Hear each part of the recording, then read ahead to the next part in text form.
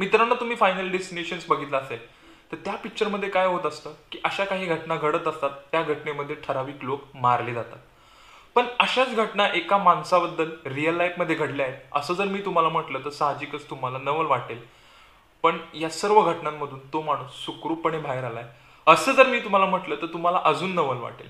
होय, त्या माणसाचं नाव आहे फ्रँक सलॉन. क्रोएशियामधील पेशाने संगीत टीचर असलेला फ्रँक सलॉन 1947 मध्ये क्रोएशियामध्ये रेल्वे गाडीने प्रवास करत असतो. रेल्वे डोंगराच्या एका काठावरती येते आणि अचानक मध्ये लोकांच्या किंकाळण्याचा आवाज येतो. फ्रँक ज्या डब्यात बसलेला असतो तिथून अर्धी रेल्वे पाण्यामध्ये कोसळते. साहजिकच एवढ्या मोठ्या ऍक्सिडेंटमध्ये बाकीचे सर्व लोक मारले जातात. वाचतो तो म्हणजे फ्रँक सलॉन. फ्रँक अलगदपणे पोहत काठावरती येतो आणि स्वतःला एवढ्या मोठ्या अपघातातून सेव्ह करतो. याच्यानंतर बारी येते ती विमानाची. आजारी असलेल्या आईला भेटायला फ्रँक प्लेननी प्रवास करत असतो. थोड्यावरती गेल्यानंतर विमानाचे दोन्ही इंजिन बंद पडतात. एवढ्या पॅनिक सिच्युएशन मध्ये विमानाचा पाठचा दरवाजा ओपन होतो आणि फ्रँक त्या दरवाजातून बाहेर फेकला जातो. जसा फ्रँक दरवाजातून बाहेर फेकला जातो तेवढ्यात प्लेन एका डोंगराच्या कड्यावरती जाऊन आदळतं आणि विमानाचा स्फोट होतो. साहजिकच बाकीचे सर्व लोक मारले जातात आणि वाचतो तो म्हणजे फ्रँक. कारण फ्रँक एवढ्या उंचीवरून पडून सुद्धा एका गवताच्या मोठ्या भागावरती पडतो आणि स्वतःला सेव्ह करतो. याच्यानंतर बारी येते ती बसची. बसचा टायर फुटतो आणि बस ब्रिजवरून खाली पाण्यात कोसळते.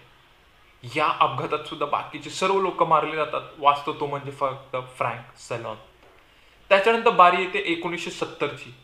यामध्ये फ्रँक स्वतःच्याच गाडीने प्रवास करत असतो. थोड्या अंतरावरती गेल्यानंतर गाडीचं इंजिन ब्लास्ट होतं आणि इंजिन ब्लास्ट होताच फ्रँक त्या गाडीतून बाहेर उडी मारतो आणि फ्रँक स्वतःला सेव्ह करतो. त्याच्यानंतर 1973 मध्ये सेम स्वतःच्याच गाडीतून प्रवास करत असताना गाडीचा इंजिन ब्लास्ट होतो. पण यावेळेस फ्रँकला त्या गाडीतून बाहेर पडता येत नाही. साहजिकच फ्रँक त्या गाडीमध्ये अडकून पडतो, पण त्याला काही होत नाही. फक्त त्याचे केस जळतात. पण या अपघातात सुद्धा फ्रँक वाचतो. त्याच्यानंतर 1995 मध्ये फ्रँक रस्त्यावरती चालत असताना पाठून एक बस येते आणि त्याला जोरदार धडक देते. 200-300 मीटर अंतरावरती जाऊन फ्रँक पडतो.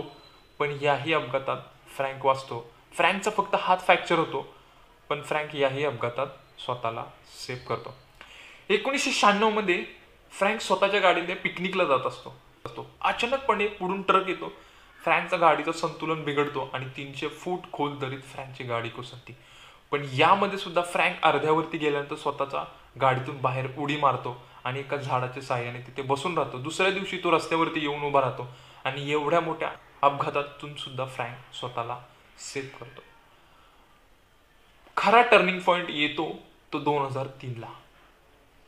फ्रँक नेहमीप्रमाणे मार्केटमधून एक लॉटरीचं तिकीट विकत घेतो. घरी आल्यानंतर तो नेहमीप्रमाणे टीव्ही ऑन करून बसलेला असतो. टीव्ही चालू करतो आणि चमत्कार काय पहा, फ्रँकने जो तिकीटचा नंबर घेतलेला असतो त्या तिकीटचा नंबर लागतो आणि फ्रँक करोडपती बनतो. तर फ्रँक सलोन हा होता जगातील लकीएस्ट मॅन. एवढ्या मोठ्या अपघातातून सुद्धा तो स्वतःला सेव्ह करतो, वाचतो आणि करोडपती माणूस बनतो. तर ही होती फ्रँक सलोनची कहाणी. भेटूया अशाच एका नेक्स्ट व्हिडिओमध्ये. तोपर्यंत धन्यवाद. बाय.